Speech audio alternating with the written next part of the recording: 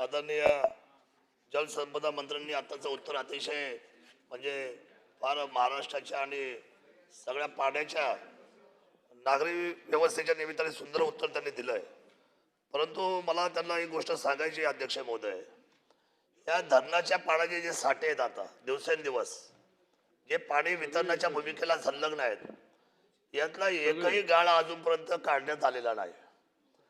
आज ज्या वेळेला शेतकरी आम्हाला विचारणा करतो की आमची संपूर्ण ज्या वेळेला वेळोवेळी जे काही समजा गाळयुक्त धरणामधून आम्हाला गाळ काढून जे शेतामध्ये आणायचं आहे, आपण जलसंपदा म्हणतात की आपण तो गाळ काढायला अडचण नाही कारण पाणी साठा वाढेल.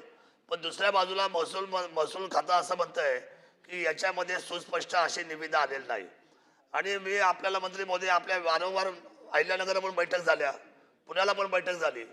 आपण याच्यावर सुस्पष्ट धोरण करून आपण म्हणतोय अनेक वर्ष की हे धरणातून गाळमुक्त व्हायला पाहिजे, पाण्याचा साठा वाढला पाहिजे. माझा पॉइंटेड प्रश्न एवढाच आहे की आपण या बाबतीतला सुमोठो सुष्टा करणार का आणि अतिशय खात्रीलायक अशा पद्धतीचा निर्णय पॉलिसी आपण करणार का, मुद्दा क्रमांक 1.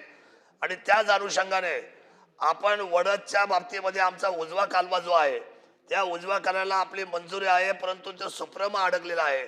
त्या सुप्रमाच्या बाबतीमध्ये शासन कॅबिनेटमध्ये लवकर निर्णय घेईल का, हे दोन्ही गोष्टी अतिशय आपल्याशी निगडीत आहेत आणि त्या शेतकऱ्यांशी सुद्धा महत्वाच्या विषयावर आहे.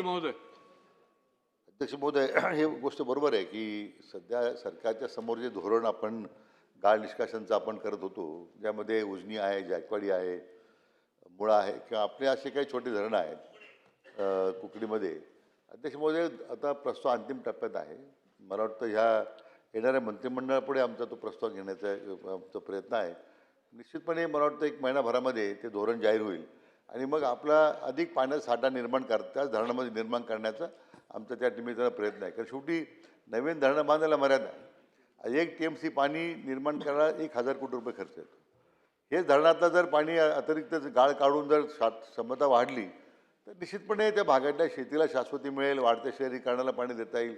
दुसरा मुद्दा जो आपण कालव्याच्या संबंधित मांडलेला आहे, मला वाटतं ती कार्यवाही आता आपल्याकडे पिंपळगाव जोग्याची कामी कारवाई सुरू केलेली आपल्याच मतदारसंघात आहे.